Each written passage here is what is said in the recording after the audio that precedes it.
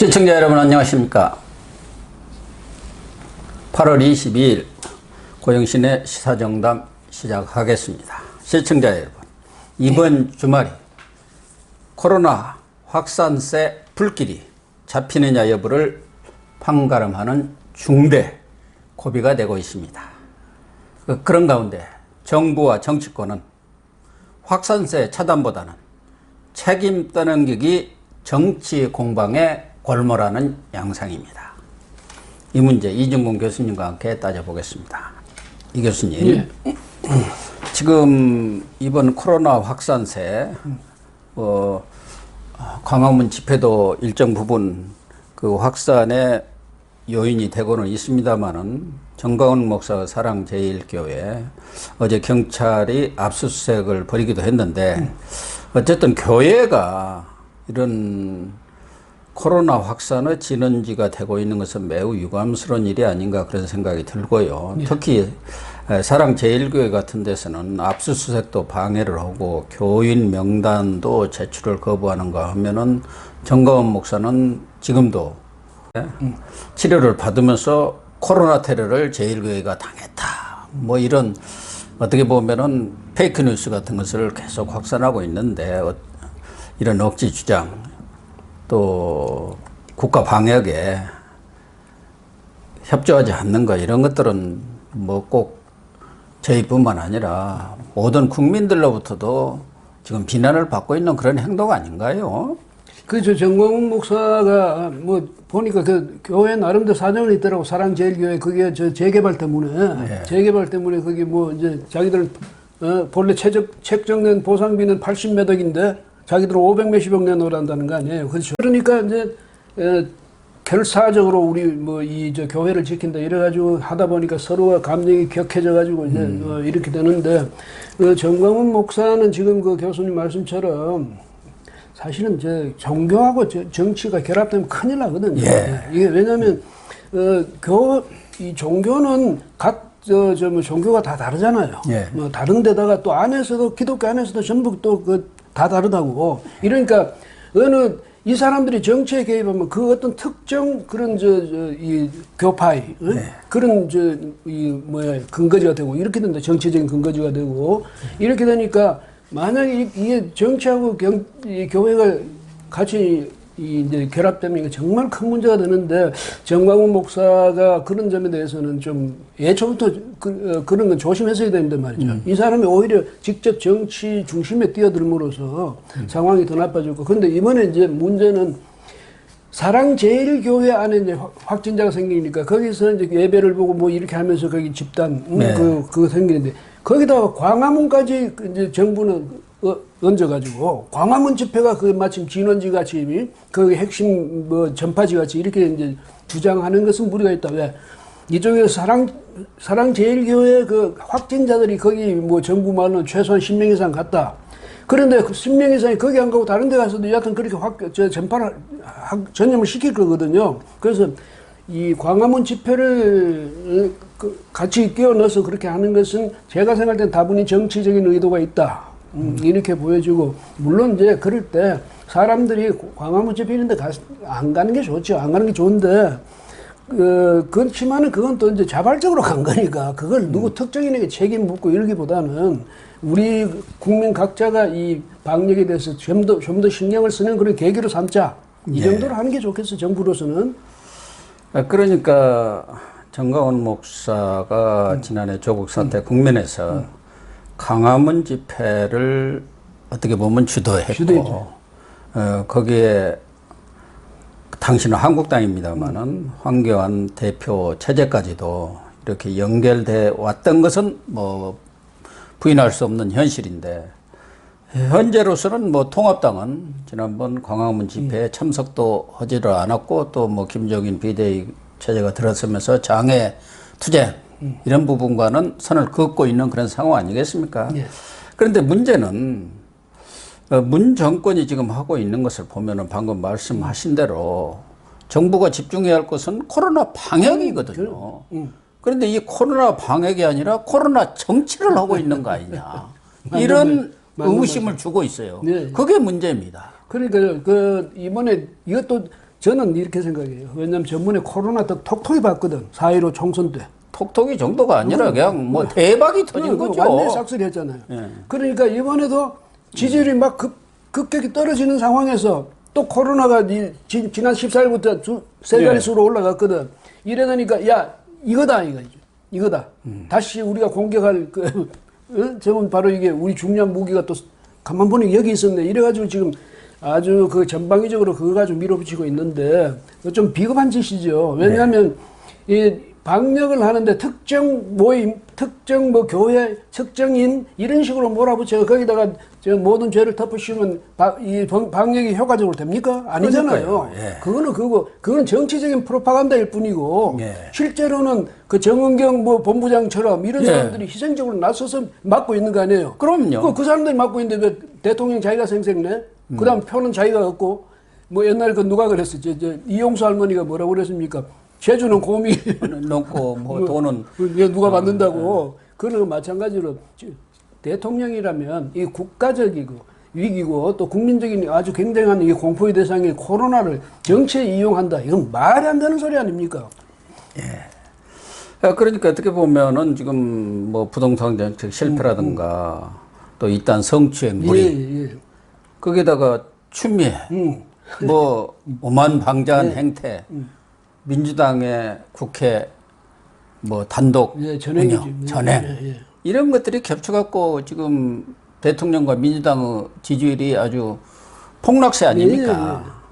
그런 것을 만회하기 위해서 뭔가 희생양 또는 마년사냥식 그런 몰이를 하고 있는 거 이런 것은 과연 정부가 해야 할 일인가? 더군다나 문재인 대통령은 이 방역 문제는 거의 정세균 총리한테 맡겨놓다시피 했지 않습니까? 그런데 어제도 서울시에 뭐 재난안전대책본부 찾아가서 경각심을 불러일으키고 또 뭐 현장을 점검한 것까지는 아주 좋았어요. 그런데 뭐 우리 공권력이 살아있는 것을 보여줘라. 체포, 구속, 영장도 뭐 엄격히 집행하라 하면서 마치 대통령이 모든 것을 그냥 마음대로 할 수 있다는 듯이 이 얘기를 했는데 그러면은 뭐 여러 차례 얘기가 나왔습니다만은 광화문 집회 옆에 바로 종각에서는 민노총이 2,000명의 불법 집회 그것도 불법 집회 아닙니까? 거기에 대해서는 일체 언급이 없어요. 그럼 같이 얘기를 해야죠. 근데 정부가 말하는 것도 재밌어. 이쪽에 그러니까 양쪽에 있지만은 그 민노총도 했지만 이 전념의 뭐 가능성 이런 것을 볼 때 이쪽에는 뭐냐면 뭐 저기 사랑제일교회라든지 이런 것 때문에 여기 그런 저 감염의 가능성이 높았지만 이쪽에는 아니기 때문에 놔둔다는 거야. 2,000명 모였는데 거기는 저 괜찮아요. 그래서 이런 식으로 한다든지 지금 말씀하신 대로 문 대통령 참 보면요. 영국거리야. 왜냐면 이 사람 자기한테 불리한 이야기는 절대 안 해. 모른 척 해버려요. 돌아앉아가지고. 그 다음에 자기한테 요만큼의 이익 때문에 나와가지고 체포하라고 그러고 구속하라고 그러고 말이지. 그럼 정세균 총리는 뭐예요? 그 중대 본부장으로서 고생만 실컷 하고 그 다음에 뭐 얼굴 내밀고 좀 국민들한테 관심 받고 박수 받을 일은 자기가 툭 튀어나와 버리고. 그 사람이 왜 그 모양이에요? 어쨌든 그런 뭐 쇼랄까? 어쨌든 그런 행태 때문에 리얼미터 조사하는 거가 엊그제 나왔던데 거기 보면은 문재인 지지율이 39%까지 긍정 반응이 떨어졌다가 40%가 깨진 거 아닙니까? 그러다가 47%로 8%나 올라버리고 부정평가는 53%에서 45%로 이렇게 뚝 떨어졌어요. 그러니까 이 정권을 담당하고 있는 핵심 세력들은 이런 데 입맛을 다실 수밖에 없는 것이죠. 예, 아, 코로나 장사를 해야겠구나 또. 그러다 보니까 추미애 법무장관, 진영 행안부 장관, 한상혁 방송통신위원장 이 사람은 또 검언 유착 사건에 헛소리를 한 사람 아닙니까?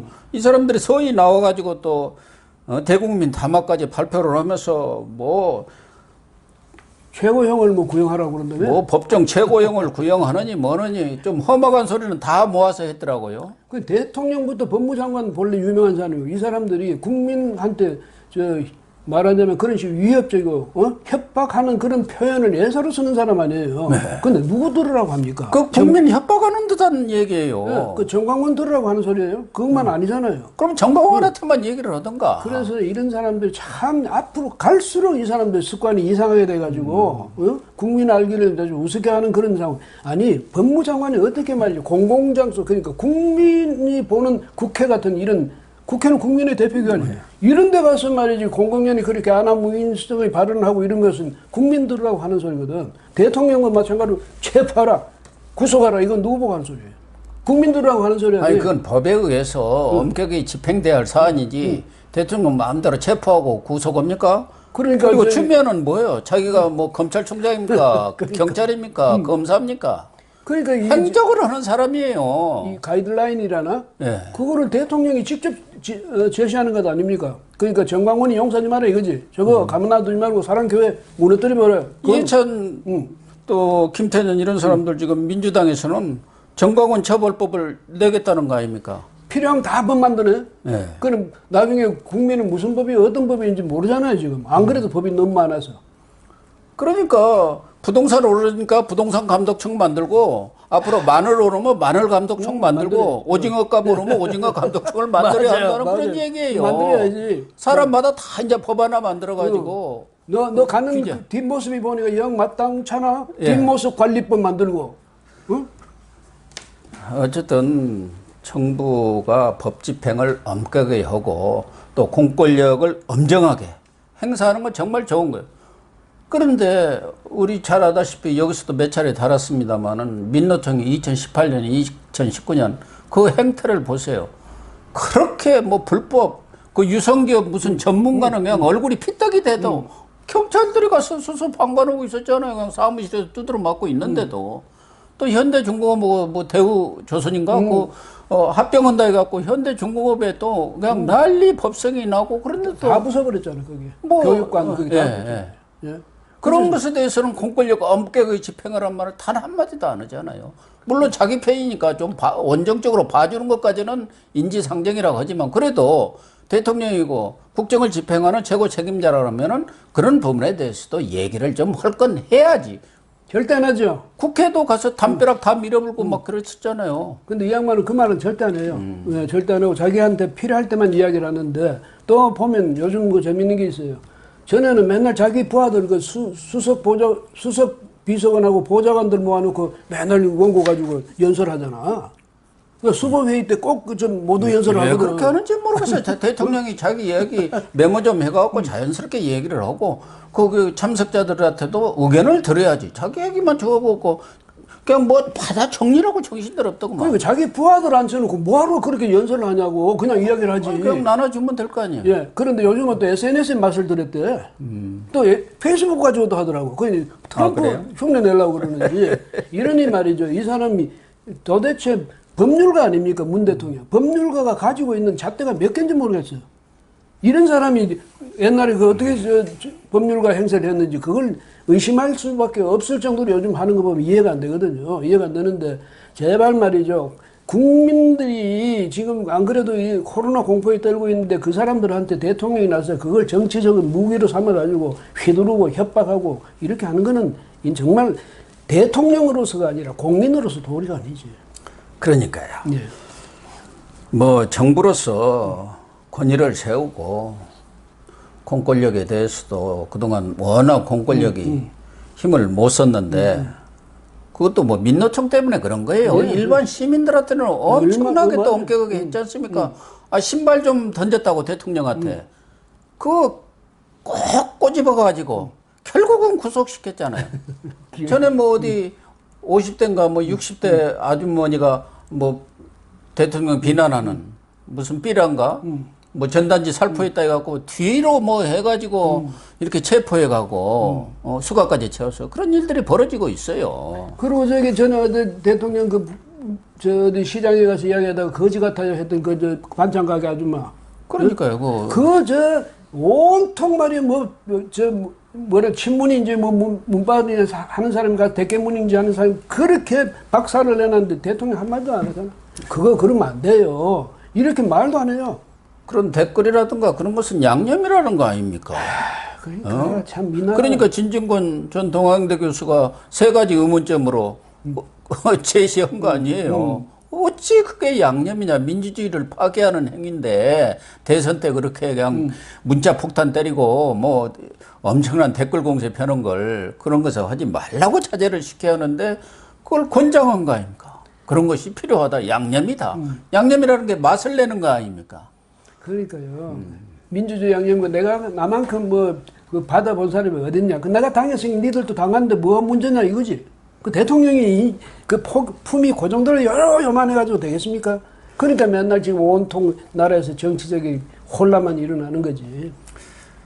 아무튼 뭐 이렇게 방역에 협조하지 않는 거 이런 것은 매우 잘못된 것인데 그 책임을 뭐 따져 보면은 오늘 아침에도 여러 언론에서 났던데 문광부에서 외출 소비 진작 하기 위해서 추경에다가 716억을 배정을 했고 14일부터 17일 그때가 지금 8월 중순 한참 이 코로나 잠복기로 들어갈 때예요. 그게 지금 발현됐다고 14일부터 저 세 자릿수로 올라갔고 284만 장의 할인 쿠폰을 배포한 거예요. 영화 가고 공연 보러 가라고 그리고 또 숙박 할인 것까지. 그래가지고 해수욕장에 뭐 놀러 가라. 이렇게 지금 정부가 긴장한 거를 확 풀어버렸잖아요. 저희들만 하더라도 이들은 좀 뭐 안심해도 되는 모양이다.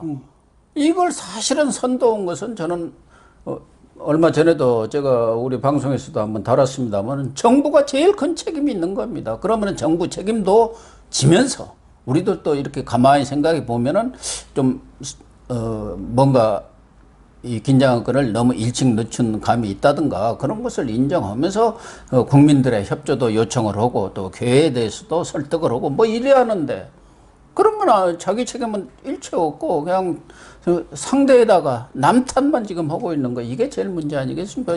284만 장을 쏟아 부은 거예요. 우리는 왜 나한테는 안 왔는지 모르겠어요. 누구한테 가는지 모르겠어요. 안 온 덕분에 우리는 감염은 안 됐지 그러면. 자기 진영 사람들한테 이렇게 배포하는지요. 그러니까 그런 것도 그러지 또 뭐 주변에서 물어보더라고. 아니 할인 쿠폰은 누가 어떻게 주는 거야?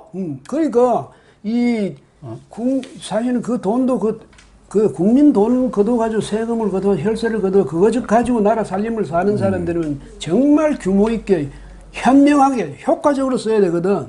이 사람들은 쓰는 재미만 가져서 지돈같이.